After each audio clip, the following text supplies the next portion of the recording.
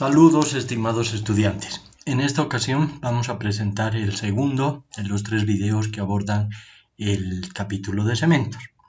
Y vamos a enfocarnos en un tema que es de primerísima importancia, por tanto quiero que atiendan con mucha atención lo que vamos a decir a continuación sobre la hidratación del cemento y lo estudien detenidamente porque la comprensión de esto que vamos a estudiar es fundamental en el entendimiento de que es el principal material de construcción. Entonces, vamos a hablar primero de la hidratación en esta ocasión y después vamos a abordar el control de calidad, que es un asunto que va a ser complementado con los diferentes laboratorios que vamos a tener sobre el cemento. Entonces, bien, la hidratación es un proceso que nos interesa de forma particular porque el cemento funciona debido a que es capaz de hidratarse con el agua, combinarse químicamente, quiere decir esto, y formar los compuestos que hemos mencionado en el video anterior, que son los que otorgan resistencia mecánica y otras propiedades que ya hemos descrito. Vamos a describir ahora ese proceso de hidratación y la interacción del cemento con el agua, porque, repito, es de fundamental importancia para todo lo que van a hacer después en tecnología del hormigón. Entonces, en principio, la hidratación es un proceso de disolución y reacción química, seguido por la difusión y precipitación de los compuestos resultantes, es decir, los silicatos y aluminatos de calcio hidratados y el hidróxido de calcio. Entonces, se produce una reacción, luego una difusión y una precipitación paulatina de los productos resultantes. Para que esta se complete, debe haber un aporte de humedad suficiente en las primeras edades, porque este es un proceso que va desarrollándose lentamente, ¿no? En el transcurso de horas, días e incluso semanas. La hidratación genera calor, como hemos visto ya en las diapositivas anteriores al estudiar los constituyentes del cemento, y esto puede ser, como hemos visto, también beneficioso o perjudicial. Vamos a describir a continuación una diferencia que nos parece fundamental, es la diferencia entre lo que vamos a llamar agua de amasado, es decir, el agua con la que vamos a preparar las mezclas, y el agua de curado, que es un agua que vamos a añadir posteriormente, como vamos a explicar. Entonces, en lo que viene a continuación, que es lo mismo que ustedes tienen en el texto, vamos a leer detenidamente este texto que está con negrillas porque deben ustedes entenderlo y quisiera que lo estudien, lo repasen una y otra vez hasta comprenderlo a plenitud y sean capaces después de explicarlo con sus propias palabras. Espero que no tengan que copiar y pegar cuando esto se les pregunte en el examen, porque se les va a preguntar acerca de esto con toda seguridad y quisiera que, como les acabo de decir, ustedes sean capaces de explicar todo lo que vamos a decir ahora con sus propias palabras. Entonces, repitiendo algo que ya anunciamos, la interacción del agua con el cemento es de vital importancia para determinar la calidad de las mezclas ya endurecidas, ya sea que se trate de pastas, de morteros u hormigones. Hemos visto ya en el video anterior la diferencia entre estos 3 tipos de mezclas. El agua utilizada en el momento de elaborar las mezclas se denomina agua de amasado, ¿sí? Y su cantidad se expresa como la relación agua-cemento. Este es un concepto que ustedes tienen que recordar, la relación agua-cemento, que en la tecnología del hormigón se designa como A sobre C, relación agua-cemento, y que es el coeficiente al dividir la cantidad de agua entre la cantidad de cemento, ambas expresadas en peso. Fíjense que esto que acabo de decir es muy importante, ambas cantidades están expresadas en peso, ¿sí? Como regla general, podemos decir que se debe utilizar la menor cantidad de agua de amasado que sea posible, porque si se pone demasiada agua, esto causa la aparición de huecos muy pequeños, llamados microporos, que ocasionan la disminución de la resistencia, como se va a indicar más adelante. Recuerden ustedes que la resistencia mecánica es la propiedad más importante que se busca en el cemento. Se usa el cemento precisamente porque este es capaz de desarrollar resistencia mecánica, concretamente resistencia a compresión. Bien, continuamos. En teoría, es suficiente con un 28% de agua en relación al peso del cemento para conseguir la hidratación que se desea. Recuerden que el agua se introduce para poder hidratar los granos de cemento. Lo que pasa es que en la práctica, y debido a la presencia de arenas y gravas, se debe colocar una cantidad bastante mayor para poder obtener mezclas trabajables. Porque si ponemos ese 28% de agua, resulta ser muy poca agua, muy poca humedad para poder hacer el amasado correspondiente. Y recuerden que la mezcla debe ser trabajable. Trabajable quiere decir que debe ser fácil de manipular, fácil de mezclar, fácil de transportar, fácil de colocar, de compactar, etcétera, etcétera. ¿Sí? Y esto puede variar un poco en función de los medios de que se disponga. No va a ser lo mismo compactar con una apisonadora que aplica mucha energía que simplemente chusear, como se dice vulgarmente, con una varilla en un encofrado, ¿no? Entonces, por ejemplo, si debo llenar un encofrado estrecho con mucho acero de refuerzo y dispongo solamente de una varilla para hacer ese chuseo, para compactar la mezcla, entonces necesitaré una mezcla mucho más fluida, es decir, con más agua, que si tengo un aparato vibrador. El aparato vibrador me permitirá trabajar con una mezcla más seca, por lo tanto será mucho más ventajoso que la varilla, ¿no? Al llenar un encofrado, entonces debo asegurarme de que absolutamente todo el volumen esté ocupado por la mezcla. Si quedan huecos grandes, porque la mezcla no era trabajable, porque por ejemplo era muy seca, esos huecos grandes se les llaman cangrejeras, estos huecos van a disminuir la resistencia y pueden ser fatales en el momento en que el elemento estructural que estamos haciendo tenga que soportar cargas. ¿Sí?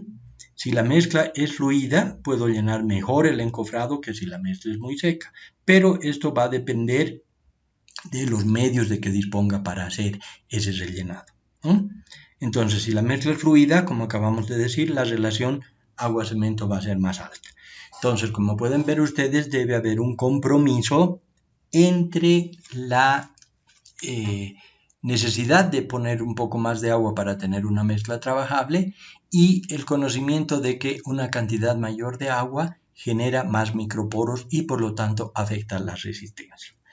Bien, espero que esto que acabamos de decir ustedes lo vuelvan a leer, lo repasen, lo comprendan y sean capaces de explicarlo con sus propias palabras porque es muy importante que lo entiendan, por eso está con negrillas, por eso lo hemos leído y quisiera que puedan estudiarlo y explicarlo en su momento.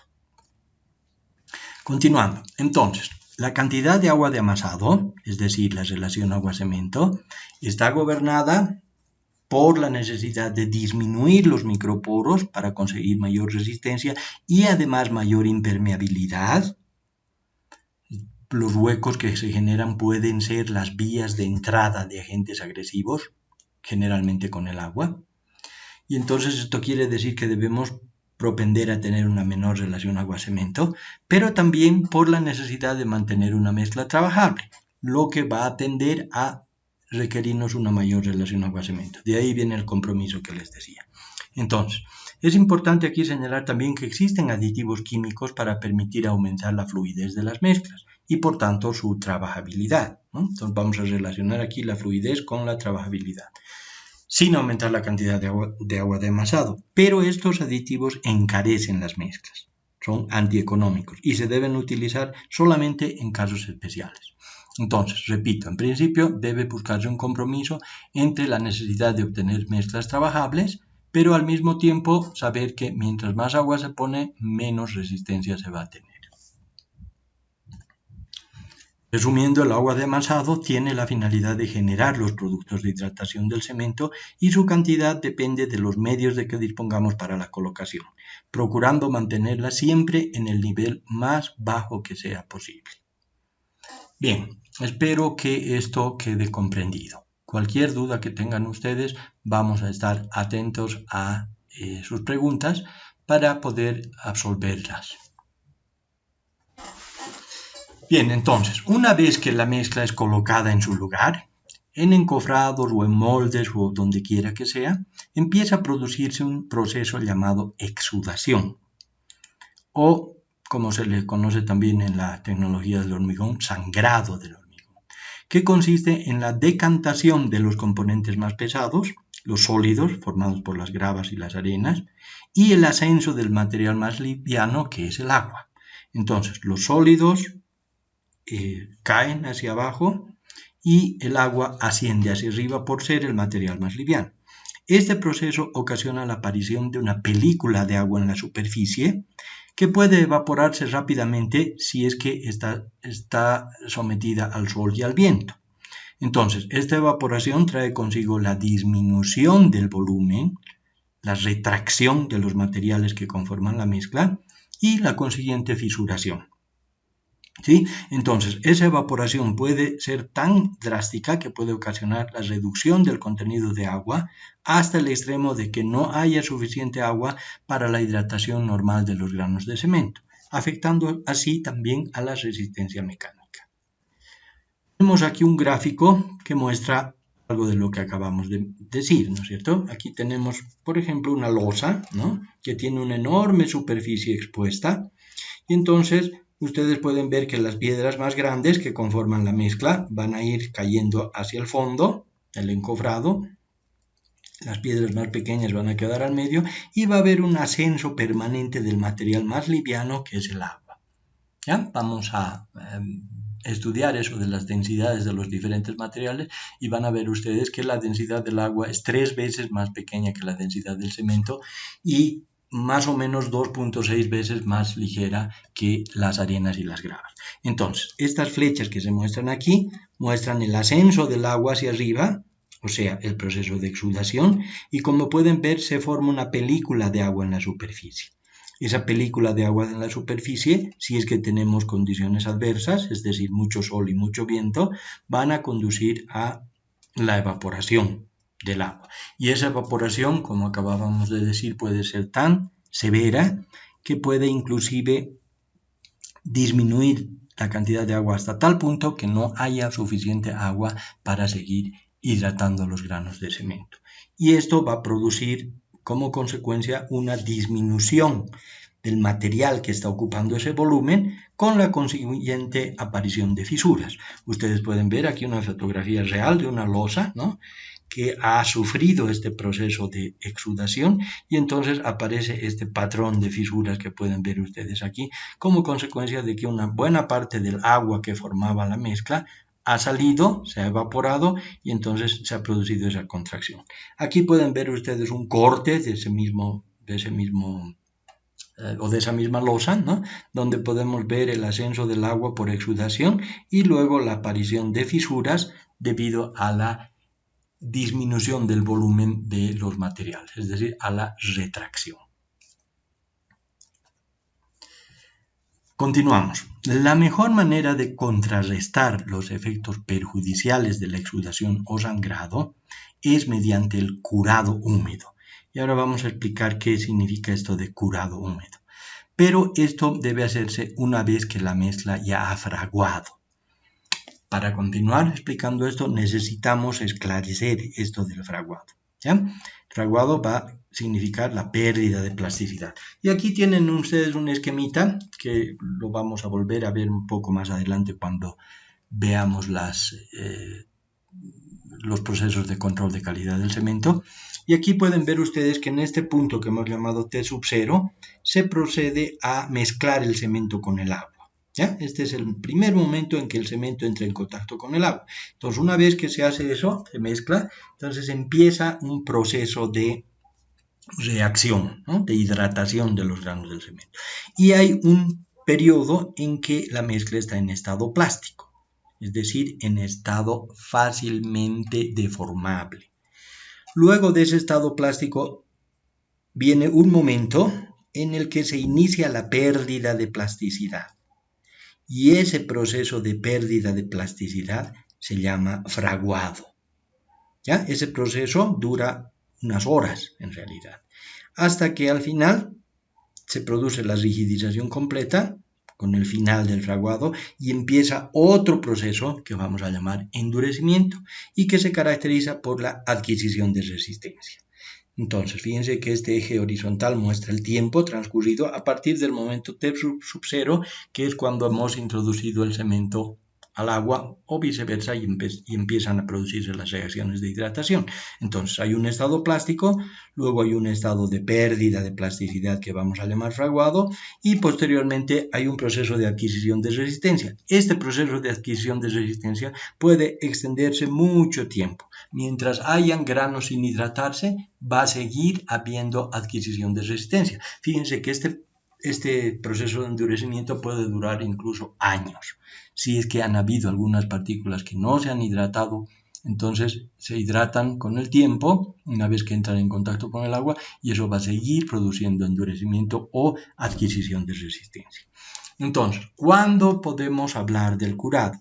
Después de que se ha producido el fraguado. Aquí ven ustedes una flechita donde dice agua de curado y quiere decir que recién a partir de este momento que nosotros podemos introducir el agua de curado. Recuerden que el agua de amasado es esta, la que hemos puesto en el momento T sub 0 al principio, y el agua de curado entonces va a añadirse después. Ahora, esto del curado es un proceso un poco más complejo porque se puede curar también sin añadir agua. Si nosotros evitamos que haya pérdida de agua por exudación, ya sea cubriendo con un plástico o poniendo bolsas de arena húmeda o evitando de cualquier forma esa evaporación, entonces estamos también haciendo curado, es decir, estamos evitando la pérdida de agua. El curado, en otras palabras, significa garantizar la existencia de agua para que los granos de cemento continúen su hidratación. Entonces, retomando lo que estábamos diciendo, la mejor manera de contrarrestar los efectos perjudiciales de la exudación es mediante el curado húmedo una vez que la mezcla ya ha fraguado, es decir, cuando ha perdido toda su plasticidad y está comenzando a endurecer o a adquirir resistencia. Entonces, ese curado húmedo consiste en la adición de agua generalmente, pero no exclusivamente, del exterior. Esa se llama agua de curado, mediante el regado, la inmersión, etc. Si la mezcla ya fraguada recibe un aporte de agua del exterior, la hidratación continúa y los productos de hidratación llenan cada vez más los huecos existentes, generando un producto compacto y resistente. Va a ocurrir lo mismo si en vez de regar o añadir agua del exterior, nosotros evitamos que se produzca la evaporación del agua exudada. ¿Ya? Podemos curar también, como hemos dicho, sin aportar agua del exterior, pero evitando que se evapore el agua de amasado que ha exudado. Si no hay contacto de la pasta en proceso de hidratación con el agua, se puede producir evaporación y la cantidad de agua, como hemos dicho ya, puede disminuir hasta tal punto en que se interrumpa la hidratación del cemento antes de que se haya hidratado en grado normal y entonces la pasta de cemento se contrae y el producto resultante es poroso y agrietado. Espero que se haya comprendido todo esto. Si es necesario, léanlo por favor una y otra vez hasta comprenderlo. Por todo este motivo, se puede tomar como una regla general la necesidad de colocar la menor cantidad posible de agua en el momento de la elaboración de la mezcla, es decir, la menor cantidad de agua de amasado, cuidando sin embargo que ésta sea debidamente curada una vez que ya ha fraguado y ha comenzado el proceso de adquisición de resistencia. Entonces, por lo tanto, se debe diferenciar claramente entre el agua de amasado, que debe ser la menor cantidad posible en función del proceso de compactación que utilicemos, y el agua de curado, que se adiciona una vez que la mezcla ha terminado de fraguar. Por la importancia de esto, repito, deben ustedes estudiarlo, deben subrayarlo, a pesar de que ya está subrayado en el texto, como pueden ustedes ver, y estudiarlo una y otra vez para comprenderlo y poder explicarlo en su momento. Y obviamente aplicarlo cuando tengan que aplicarlo. Vamos a continuar hablando aquí del proceso de hidratación y estamos utilizando unos esquemas del mismo libro de Kumar Mehta, ese hindú del que habíamos hablado en una ocasión anterior, y vamos a analizar un caso A, ¿no?, donde tenemos 100 centímetros cúbicos, fíjense que estamos poniendo aquí en volumen el cemento, una mezcla con una relación agua-cemento de 0,63, ¿ya? Y diferentes grados de hidratación. Entonces, fíjense que aquí nosotros tenemos el volumen total de la pasta, es decir, de la mezcla de agua con cemento en centímetros cúbicos, Y en el momento en que hacemos la mezcla, en que elaboramos la mezcla, cuando hay 0 de hidratación, estamos colocando, como hemos dicho, 100 centímetros cúbicos de cemento, ¿no? Y vamos a calcular la cantidad de agua para esta relación agua-cemento de 0,63. Vamos a partir de algo que se va a confirmar después en el laboratorio, y es el hecho de que la densidad del cemento es de un cemento Portland puro, por si acaso. El cemento con puzzolana tiene una densidad menor, como vamos a ver más adelante en el laboratorio. Un cemento Portland puro tiene una densidad aproximada de 3.14. ¿Ya? Entonces, 3.14 gramos por centímetro cúbico. Si multiplicamos esa cantidad de gramos por centímetro cúbico, que es la densidad del cemento, por los 100 centímetros cúbicos que estamos utilizando, y luego por la relación agua-cemento de 0,63, vamos a tener como resultado la cantidad de agua que hay que mezclar con esa cantidad de cemento. Entonces, si ustedes desarrollan esta operación, van a obtener 200 centímetros cúbicos, que viene a ser lo que se debe mezclar con el cemento para tener esta relación de 0,63. ¿Listo? Bien, entonces pueden ver ustedes que aquí ya se ha definido un volumen, ¿no?, en el cual la tercera parte es cemento y las dos terceras partes son agua, con esta relación. Ahora bien, ¿qué pasa cuando empieza la hidratación? Debemos decir que estos 100 gramos de cemento, cuando se hidraten completamente, perdón, no 100 gramos, 100 centímetros cúbicos de cemento. Cuando estos 100 centímetros cúbicos de cemento se hidraten completamente, van a generar 200 centímetros cúbicos de productos de hidratación, es decir, van a duplicar su volumen. Entonces, cuando nosotros tengamos 100% de hidratación, aquí estamos estimando que eso va a suceder al cabo de un año, entonces vamos a tener 200 centímetros cúbicos de productos de hidratación. Y cuando tengamos la mitad de la hidratación a 7 días, vamos a tener algo así. A 28 días vamos a tener aproximadamente un 75% de hidratación, y los productos de hidratación, como ven ustedes, van a ir llenando cada vez más ese volumen, hasta que al final, cuando esté todo hidratado, vamos a tener esos 200. Pero fíjense que en un inicio ya se había fijado un volumen. Al poner esta cantidad de agua, ya habíamos establecido un volumen total. Ese volumen total se va a mantener, y al final, cuando tengamos 100% de hidratación, fíjense que vamos a tener todavía un 33% de huecos. ¿Ya? Aquí la parte blanca son los poros capilares, esta parte celeste son los productos de hidratación, y la parte gris es el cemento, ¿no? Entonces, fíjense, y la conclusión de esto que acabamos de ver es que para una relación agua-cemento de 0,63, estamos asegurando un volumen de huecos de 200 centímetros cúbicos, o sea, lo que equivale a un 33% del volumen total. ¿Sí? Espero que se entienda esto. Si tienen alguna duda, pueden hacer sus preguntas. Este mismo esquema lo tienen en el texto con una explicación similar a la que acabamos de hacer. Vamos a ver otro caso B, en el que vamos a tener los mismos 100 centímetros cúbicos de cemento, pero esta vez vamos a tener 100% de hidratación para diferentes relaciones agua-cemento, ¿no? Vamos a asumir que el material se ha hidratado completamente después de cierto tiempo, y vamos a analizar lo que pasa cuando tenemos 4 diferentes relaciones agua-cemento: 0,7, 0,6, 0,5, 0,4. Recuerden otra vez que la relación agua-cemento es la relación entre la cantidad de agua y la cantidad de cemento en peso.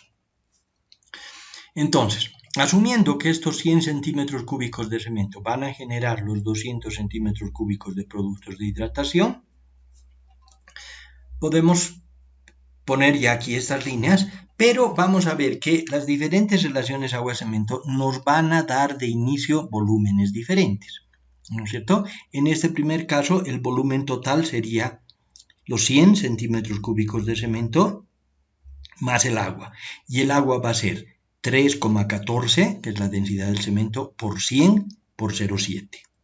¿no? Entonces 3,14, que es la densidad, por 100 centímetros cúbicos de cemento que tenemos aquí, por 0,7, que es la relación agua-cemento, nos da la cantidad de agua. Entonces, esta es la cantidad de cemento en volumen, esta es la cantidad de agua, y el volumen total van a ser 320 centímetros cúbicos.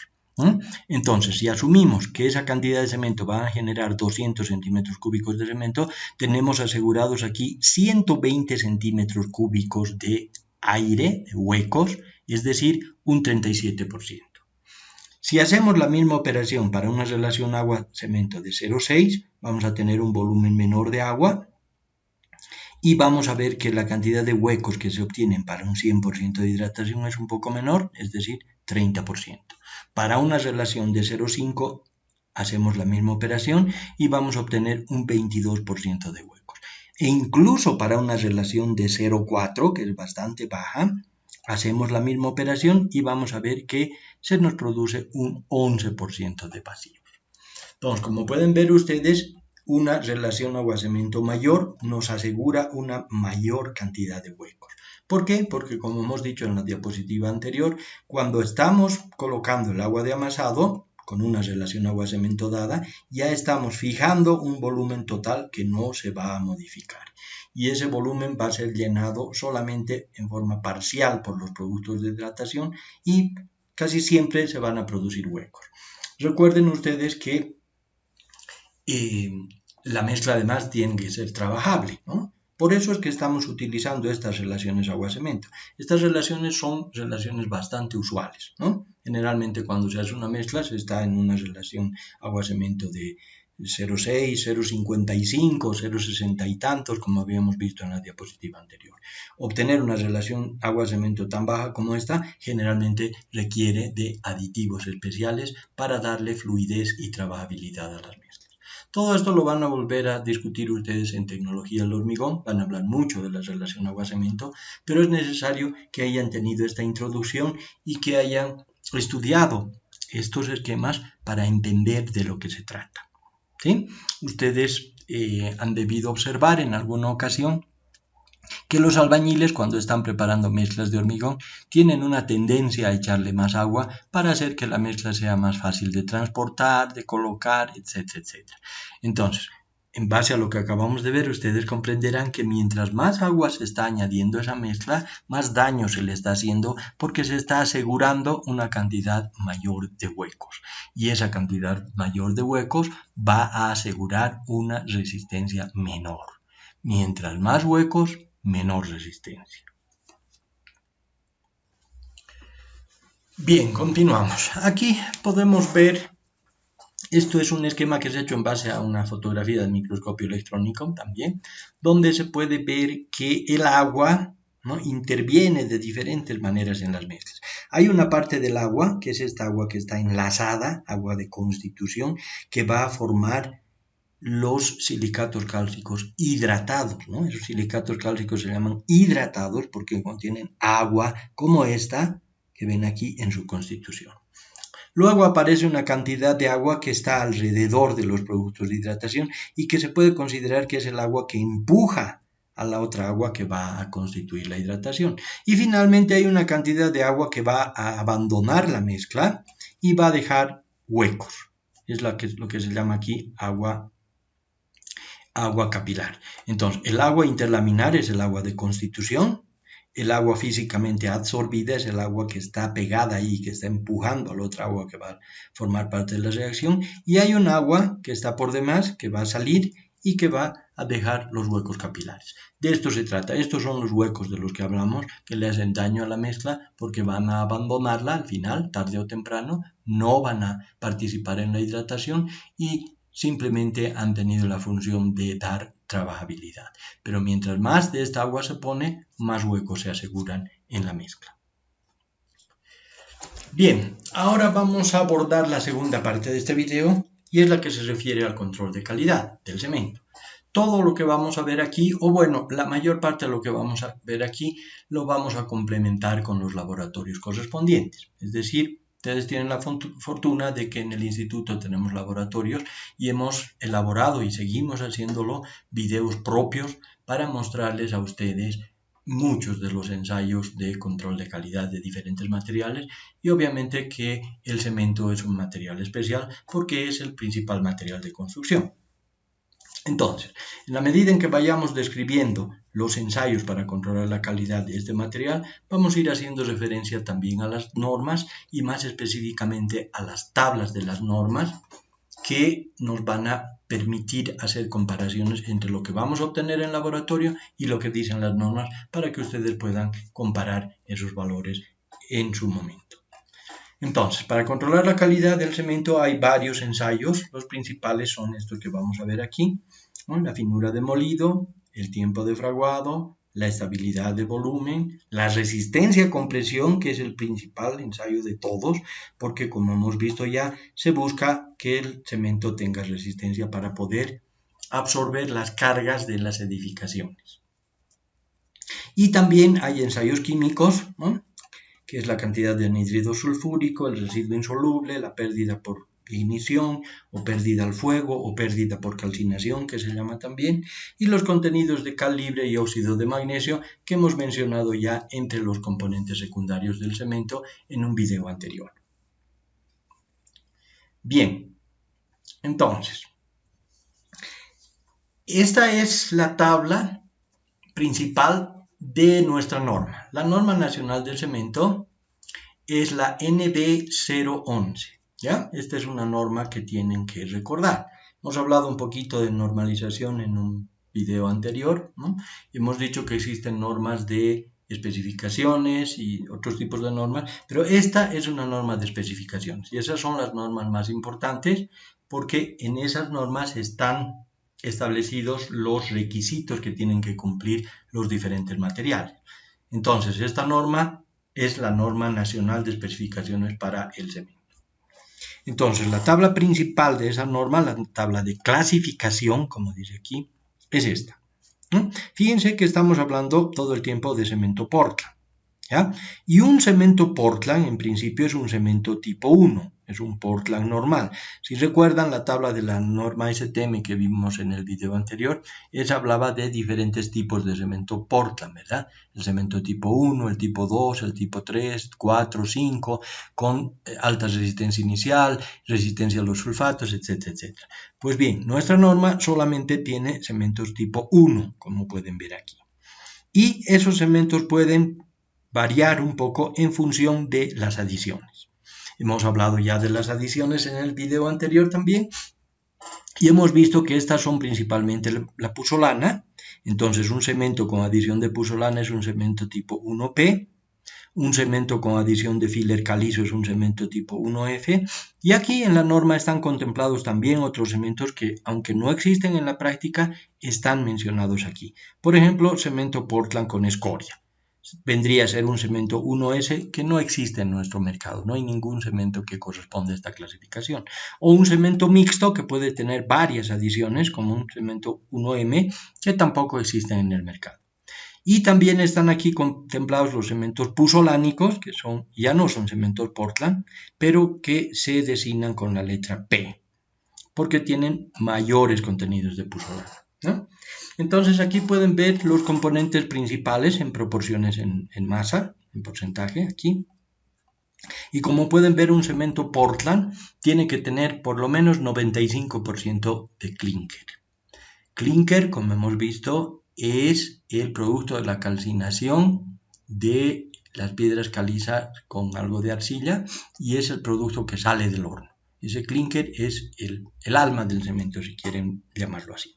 Entonces, además del yeso, se pueden poner estos otros elementos como aditivos. En el caso de un cemento tipo 1, fíjense, se permite hasta el 5% de componentes adicionales, que puede ser cualquiera de estos. ¿Ya? En el caso de un cemento Portland con puzzolana, se puede poner hasta el 40% de puzzolana, ¿no? Pero se debe tener al menos 60% de clinker. Ahora, dentro de este 40% pueden haber también hasta 5% de otros componentes. Por eso dice, esto de componentes adicionales se refiere a los otros componentes que no están mencionados aquí. Entonces, un cemento con filler calizo también debe tener al menos 65% de clinker, y el resto puede ser filler calizo, o pueden haber también otros compuestos hasta un 5%. Lo mismo con el cemento Portland de escorias. Un cemento mixto aquí tiene también cualquiera de estos componentes, y un cemento puzolánico puede tener más de un 40% de puzzolana, puede llegar al 55%. Bien, espero que recuerden esta tabla, es la tabla principal de clasificación de nuestros cementos. Y aquí debo mencionar que nosotros nos opusimos a que se pongan estos cementos que no hay en el mercado, pero los cementeros insistieron en que esto se ponga así cuando discutimos esta norma, porque fíjense que nosotros hemos participado en la elaboración de esta norma en muchas reuniones del comité de cementos que se vienen dando desde hace muchísimos años atrás. ¿Ya? Ellos sí querían que se pongan estos cementos, porque fíjense que esta norma es tomada de la norma europea, ¿ya? Es prácticamente una copia de la norma europea. Entonces ellos dijeron que tal vez en el futuro podían producirse escorias y podían producirse cementos de escorias o cementos mixtos como estos. Pero hasta ahora no ha ocurrido eso. Bien, vamos a empezar a hablar ahora entonces de las propiedades físicas del cemento. Como les decía, mucho de esto lo vamos a complementar en los laboratorios correspondientes. La primera de las propiedades es la densidad, ¿ya? Esta densidad es un parámetro importante que se necesita para hacer dosificaciones de mezclas, ¿ya? No controla la calidad. Este no es un ensayo de control de calidad, pero sí es un parámetro importante que se utiliza para hacer diseños de mezclas, como ustedes van a hacer en tecnología del hormigón. Entonces, se determina como una densidad absoluta. Y ustedes recuerdan, en el primer video, cuando hablábamos de las propiedades generales de los materiales, hablábamos de diferentes tipos de densidades. Aquí estamos hablando de una densidad absoluta, y esto significa que en el volumen se toman en cuenta solamente las partes sólidas, es decir, el material sólido, por eso se llama densidad absoluta, ¿no? Y se la determina utilizando un pignómetro. Un pignómetro es un aparato especial para medir densidades. En este caso tienen aquí ustedes una imagen de ese pignómetro. Es un pignómetro muy especial que se llama el frasco de Le Chatelier, ¿ya? Le Chatelier era un investigador que fue uno de los primeros, junto con Michaelis, en emitir propuestas de definición del proceso de hidratación del cemento. Entonces, esto fue hace mucho tiempo y como uno de los investigadores principales en el cemento, este frasco lleva su nombre, ¿no? En su homenaje. Entonces, cuando se trata de cementos Portland puros, la densidad está entre 3.1 y 3.15. Hace un ratito, cuando les mostraba diapositivas para explicar el tema de la relación agua-cemento, recuerdan que habíamos utilizado una densidad de 3.14, ¿no ve? Es un valor bastante normal de densidad y está entre estos dos, que son, repito, los valores de densidades para los cementos Portland puros. Si se trata de cementos con puzzolana, la densidad disminuye. ¿Por qué? Porque la puzzolana pesa menos que los granos de cemento. Mientras más puzzolana, menor es la densidad. El cemento Bianchi estándar, que es el cemento preponderante en nuestro medio, tiene generalmente una densidad que está alrededor de 2,87, 2,9 gramos por mililitro o por centímetro cúbico, ¿no? Y su peso unitario está entre 0,85 y 0,93. Ya saben ustedes la diferencia entre densidad, en este caso una densidad absoluta, y el peso unitario, ¿no? El peso unitario o la densidad de conjunto contempla en el volumen también los huecos entre las partículas, por eso el valor es mucho menor. Y obviamente que ese valor del peso unitario depende del grado de compactación. Vamos a hablar de eso más adelante. De momento quiero que recuerden estos valores, ¿no? La densidad de un cemento Portland puro, que está más o menos entre 3.1 y 3.15, y la densidad de un cemento con puzzolana, que es bastante más baja y que está en este orden de magnitud. En el primer laboratorio de la materia vamos a hacer el ensayo de densidad para que ustedes tengan un conocimiento más directo acerca de esto. Y después esos conocimientos los van a aplicar también en la materia de tecnología del hormigón. Continuamos con otra propiedad física, la finura demolida. Si ustedes recuerdan, hace 2 videos atrás, digamos así, se había definido la finura como la superficie específica, ¿no es cierto?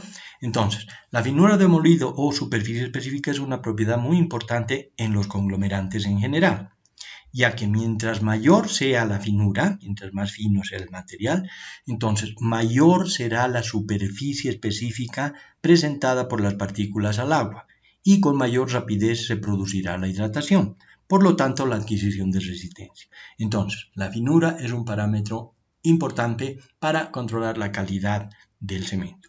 Si las partículas no son lo suficientemente finas, quedará en su interior material sin reaccionar, o que reaccionará muy lentamente, tardando incluso años, ¿no? Entonces, esto disminuirá la efectividad del conglomerante.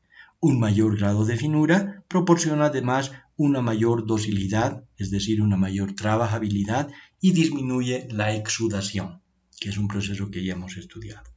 Aquí tienen ustedes unas imágenes del permeabilimétro Blaine, que van a conocer en el laboratorio también. Vamos a hacer la finura Blaine. Y aquí tienen una imagen de una especie de coladera. Este es un tamiz, el tamiz 325, que nos permite otra vía para controlar la finura de un cemento. Vamos a hablar con más detalle de esos métodos más adelante. De momento nos interesa hacer la siguiente observación. Entonces, analicemos granos. Vamos a asumir que estos círculos que ven ustedes aquí son granos de cemento, ¿no? Entonces aquí tenemos granos más grandes, granos más pequeños, más pequeños, más pequeños, etc. Entonces, resulta que cuando estos granos de cemento entran en contacto con el agua, se produce la hidratación. Pero la hidratación es un fenómeno superficial, es decir, el grano de cemento empieza a hidratarse solamente en la parte exterior, ¿no? Entonces lo mismo aquí, en este grano grande, en este grano menos grande, en este grano mediano, en los granos más pequeños lo mismo. Entonces, como ustedes observarán, si los granos son más pequeños, la hidratación va a ser más eficiente. O sea, va a haber más material hidratado. Y va a llegar un momento seguramente en que si el grano es muy pequeño, la hidratación va a ser completa inmediatamente. Entonces, por eso es que nos interesa como consumidores que el cemento sea más fino, porque mientras más fino es, más rápido va a reaccionar y más eficiente va a ser como conglomerante. Pero resulta que este grado mayor de finura les cuesta plata a los cementeros, porque quiere decir que tienen que moler más tiempo. Y la molienda del cemento significa una inversión, un gasto de energía, ¿no? Entonces los cementeros, obviamente para mejorar sus ganancias y disminuir sus costos de producción, van a tener una tendencia a hacer cementos más gruesos. Y los consumidores vamos a querer que los cementos sean más finos. Entonces, en vista de que ahí hay un conflicto, debe normalizarse, ¿ya? Y eso es lo que hace la norma nacional, como las normas extranjeras también ponen unos límites para la finura del cemento. Entonces, además hay que decir una cosa importante. En los cementos que tienen puzzolana, la finura Blaine, que es uno de los métodos más utilizados y que vamos a utilizarlo también en el laboratorio, está un poco distorsionada. En realidad está bastante distorsionada debido a la presencia de puzzolana. La puzzolana es un material bastante fino y además relativamente blando en comparación con el clinker. Entonces, cuando la puzzolana se muele junto con el clinker para producir el cemento, aporta muchas partículas finas que elevan la superficie específica del conjunto. Entonces la puzzolana va a hacer aparecer ahí una finura mayor que la finura del cemento, porque fíjense que en realidad a nosotros nos interesaría la finura del clinker molido, ¿no? Pero el cemento con puzzolana tiene muchas partículas de puzzolana. Como hemos visto, prácticamente el 40% en el cemento Biacha estándar es puzzolana. Entonces hay una cantidad muy grande de puzzolana y eso va a hacer que cuando nosotros determinemos la finura Blaine se obtenga una finura muy alta. Pero esa finura no va a reflejar tanto la finura del cemento, sino más bien va a reflejar en buena parte la finura de la puzzolana. Entonces, en ese caso se van a mostrar valores elevados que no necesariamente van a corresponder a los niveles de finura de los granos de cemento. ¿Ya? Bien. Vamos a continuar con la siguiente propiedad física, el fraguado. Hemos hablado ya un poquito de eso, ¿no? necesitábamos hablar del fraguado para hacer la diferenciación entre el agua de amasado y el agua de curado, unas diapositivas más atrás.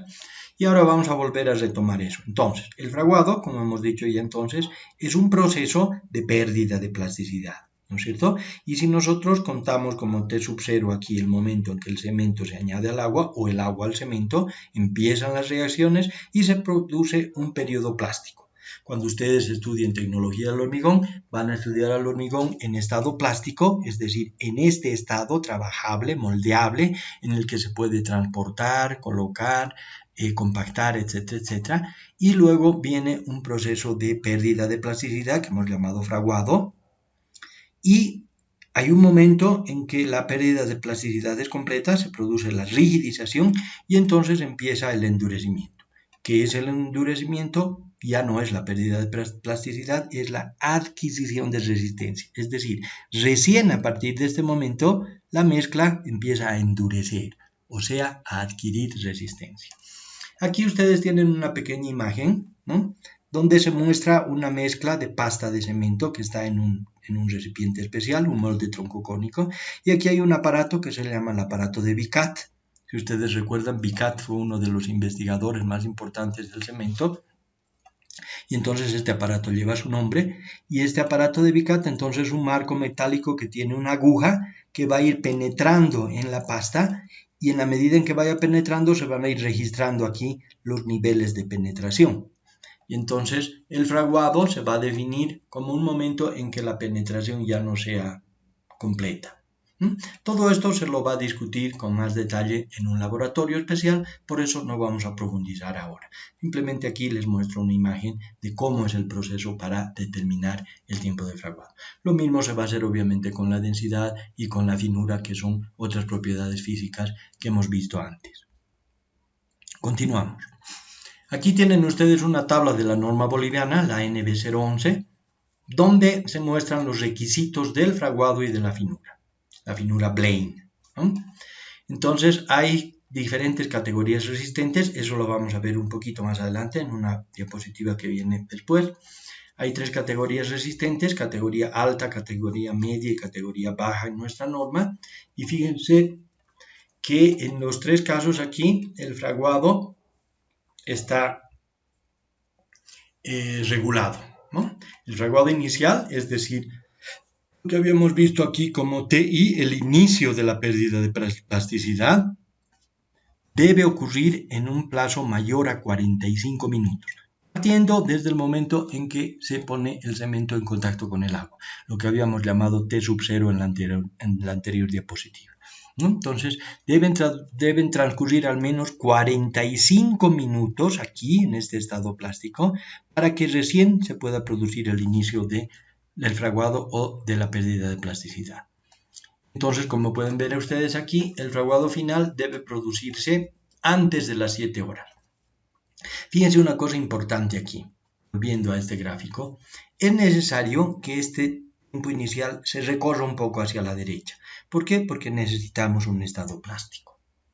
Debe haber un periodo plástico de unas horas para poder sacar de la mezcladora el material, transportarlo, colocarlo en moldes, en encofrados, donde quiera que sea, luego compactarlo, etcétera, etcétera.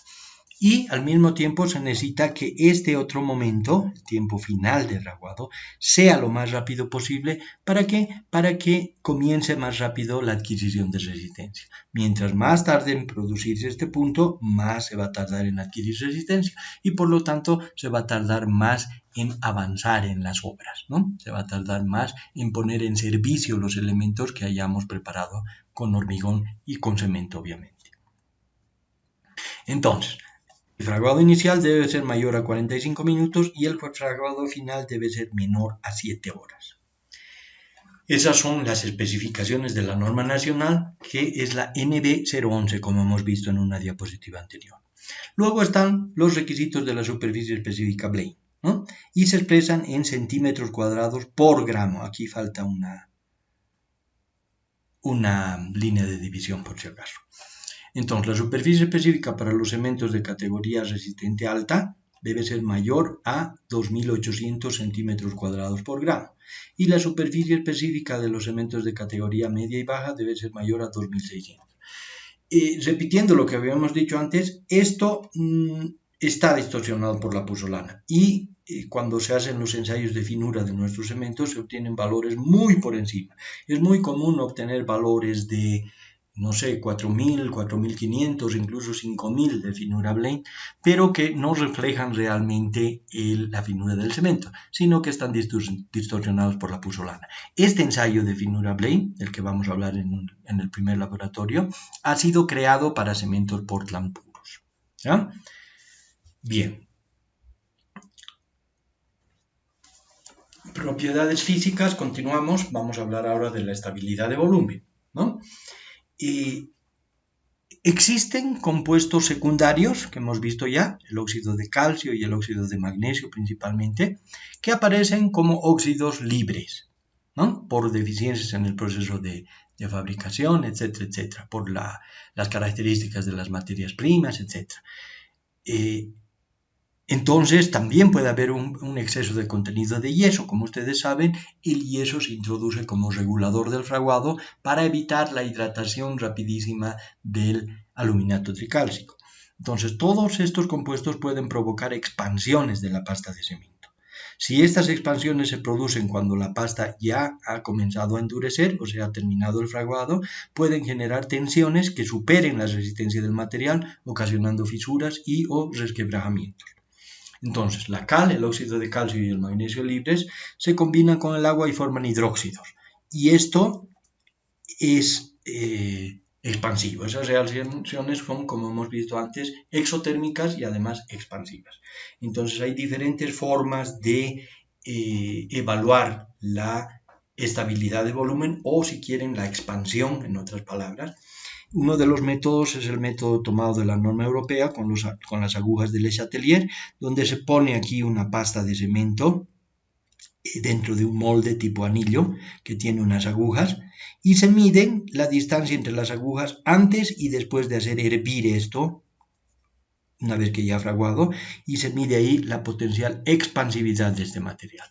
En este otro caso se está utilizando un aparato de autoclave. Un aparato de autoclave es como una olla a presión donde se introduce temperatura y presión.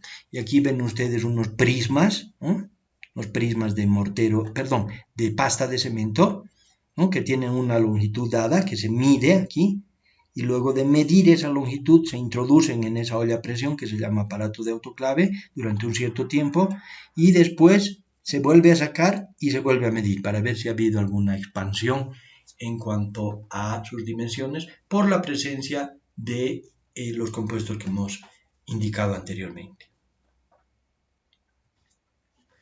En cuanto a las especificaciones de la norma, la NB 011, tenemos que todos los tipos de cemento deben tener una expansión máxima de 1% en el aparato de autoclave y una expansión máxima de 8 milímetros con las agujas de Le Chatelier. Esto vamos a abordarlo un poquito más también en el laboratorio del tiempo de fraguado. Otra propiedad física es el calor de hidratación. Como ustedes ya saben, hemos mencionado bastante en un video anterior, el calor de hidratación es una propiedad del cemento. Las reacciones de hidratación son exotérmicas y cada uno de los 4 constituyentes principales del cemento genera calor en la hidratación. Entonces, en algunos casos puede ser de interés medir esa cantidad de calor que se está generando para poder prevenir eventuales fisuras y resquebrajamientos por el gradiente térmico que hay entre la masa interna que está fraguando o que está hidratándose y el exterior de un elemento estructural. Ese elemento puede ser una cimentación, puede ser una presa, ¿no? Puede ser cualquier tipo de elemento estructural que tenga grandes dimensiones. Entonces, como hemos visto, los diferentes constituyentes principales del cemento liberan diferentes cantidades de calor durante su hidratación. Las proporciones de los constituyentes en un cemento dado van a determinar una mayor o menor generación de calor. Tiene esto interés en el caso de vaciados de grandes volúmenes y el calor generado puede ser tan grande que puede afectar la calidad del elemento estructural a causa de ese gradiente térmico. Es bueno decir que este aparato todavía no lo tenemos en el instituto, es nuestra intención comprarlo, adquirirlo para el futuro próximo, para poder evaluar el calor de hidratación de nuestros cementos. Bien, luego viene el principal de todos los ensayos, la resistencia mecánica, concretamente la resistencia a compresión. Esta es la principal característica mecánica del cemento, la resistencia a compresión, y como ya se indicó antes, esta resistencia se debe a la presencia de los silicatos bicálcico y tricálcico y la tobermorita que generan con su hidratación. La suma de esos silicatos permite pronosticar la resistencia a largo plazo y la cantidad de silicato tricálcico permite pronosticar la resistencia a edades tempranas, es decir, 1, 3 y 7 días. En algunos casos, como por ejemplo la fabricación de viguetas que hemos dicho, se necesita una rápida generación de resistencia para poder aplicar el pretensado lo más antes que sea posible, ¿no? Entonces, hay muchas ocasiones en que es necesario evaluar esta resistencia en el cemento. Prácticamente siempre que va a ser utilizado con fines estructurales se debe evaluar esta resistencia. Y aquí viene un cuadro donde se definen las categorías resistentes, ¿no? En una diapositiva anterior habíamos visto que en función de esas categorías se establecen valores para el tiempo de fraguado, para la finura blend. Entonces aquí se definen las categorías resistentes como categoría alta, media y baja. Fíjense que la categoría resistente alta corresponde a 40 megapascales de resistencia a 28 días. Este es el valor principal para la evaluación de la resistencia a la edad de 28 días. Y estos valores están dados en megapascales, ¿ya? Como ustedes saben, megapascales son unidades de presión o de esfuerzo, si quieren. Entonces, la categoría media es la de 30 megapascales y la categoría baja es de 25. Aquí podemos olvidar esta última fila porque ninguno de los cementos que circulan en el mercado nacional tienen esta categoría. Existen cementos de categoría resistente media y de categoría alta. El BH estándar es un cemento con pusolana y de categoría resistente media. Por eso van a ver ustedes en el envase del cemento BH un 1 romano, una P y luego un 30. 1P30 quiere decir que es un cemento Portland con pusolana con categoría resistente media que tiene 30 megapascales de resistencia a compresión a la edad de 28 días. O que debería tener, mejor dicho, porque no siempre se cumple con eso. Aquí también están especificadas resistencias a otras edades, a edades de 7 y 3 días, ¿no? Como pueden ver ustedes, a menores edades la exigencia de resistencia es menor. Hay diferentes formas de evaluar la resistencia del cemento, pero todas se basan en el uso de morteros. Fíjense que aquí no se utiliza pasta, como en el caso del fraguado, o de la estabilidad de volumen. Aquí se utiliza mortero. ¿Y por qué se utiliza mortero? Porque se considera que el cemento siempre va a tener la ayuda, digamos, de un material inerte que va a ser las veces de esqueleto dentro de la mezcla y que va a permitir un mejor comportamiento. Y ese mortero debe hacerse obviamente con arenas especiales. Estas arenas deben tener ciertas características para poder hacer estos morteros normalizados. Todo mortero normalizado quiere decir que mortero con características muy bien controladas. La norma nacional establece 2 procedimientos para hacer este ensayo. Vamos a hablar de eso en el laboratorio correspondiente. Uno está en base a la norma STM, la norma norteamericana, que como hemos visto ya es la American Society for Testing and Materials, esta abreviación. Y el otro método está en base a la norma europea. La principal forma es la basada en la norma STM y es la que vamos a utilizar en el laboratorio correspondiente. En ese caso se utilizan cubos de 2 por 2 pulgadas de lado. Están viendo aquí ustedes un molde que tiene 3 de esos cubos y que generalmente son los que se utilizan para una edad, ¿no? Es decir, la resistencia a una determinada edad puede ser 28 o 7 días y se hace con 3 de estos cubos. Y aquí ven ustedes uno de esos cubos ya endurecido con la edad correspondiente y está siendo sometido a compresión en un equipo especial. Fíjense que es necesario que hagamos este pequeño comentario. En vista de la importancia de este ensayo, ya que viene a ser el principal ensayo de control de calidad en el principal material de construcción, el Instituto de Ensayo de Materiales con el área que está a nuestro cargo, el área de materiales, viene preparándose desde hace muchos años atrás para poder acreditarse para la realización de este ensayo. Ustedes ya saben lo que es la acreditación, ¿no? Y de esa manera vamos a poder emitir certificaciones que tengan validez no solamente nacional, sino también internacional. Entonces, si todo va bien en nuestro proceso de acreditación, en el futuro ya vamos a tener un laboratorio acreditado para este ensayo. Fíjense que la acreditación se hace específicamente para un ensayo concreto, ¿no? No se hace para todos los ensayos, sino que se va haciendo uno por uno. Bien, entonces, dicho esto, quedamos en que vamos a complementar muchísima información más que deben ustedes recibir con relación a este importante ensayo en el laboratorio correspondiente. Luego están los ensayos químicos para el control de calidad. En primer lugar está la pérdida por ignición, que es una medida de la carbonatación de la cal libre por exposición a la intemperie y aumenta con el tiempo de almacenamiento. En otras palabras, este ensayo de pérdida por ignición o pérdida por calcinación o pérdida al fuego, como se le llama también, sirve para ver si el cemento está pasado. Pasado quiere decir que ya no sirve, ¿no? Cuando el cemento ha estado almacenado mucho tiempo en condiciones adversas, cuando le ha entrado mucha humedad, entonces ya ha empezado a hidratarse y va a perder mucha resistencia. Y entonces eso puede evaluarse con este ensayo de pérdida por ignición. Existe otro ensayo químico que es el residuo insoluble, que es una medida de la adulteración del cemento.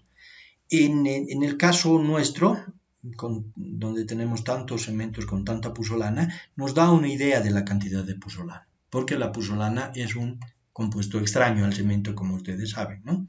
Y también da una idea de otros contenidos de impurezas que pueden venir con el yeso, por ejemplo. El yeso que se utiliza como regulador de fraguado, como lo hemos visto ya.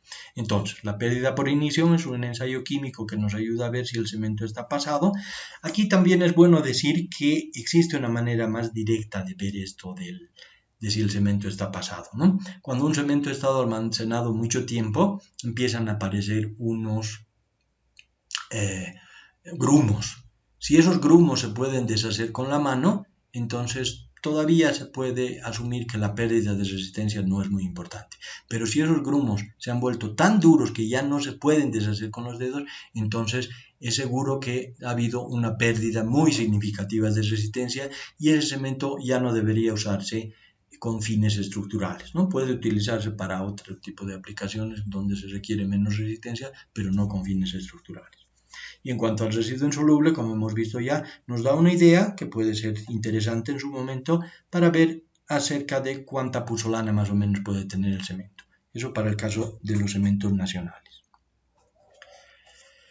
Aquí están las tablas, o aquí está, mejor dicho, la tabla de especificaciones químicas, donde se dicen los requisitos que deben cumplir los diferentes tipos de cemento, el cemento tipo 1, tipo 1P, 1F, cemento tipo P, en cuanto a pérdida por ignición, residuo insoluble, cantidad de anhídrido sulfúrico, óxido de magnesio libre y la puzzolanicidad de la puzzolana que se comprueba en los cementos puzzolánicos solamente y que debe ser positiva. Vamos a hablar un poquito más adelante de eso, de momento dejémoslo aquí.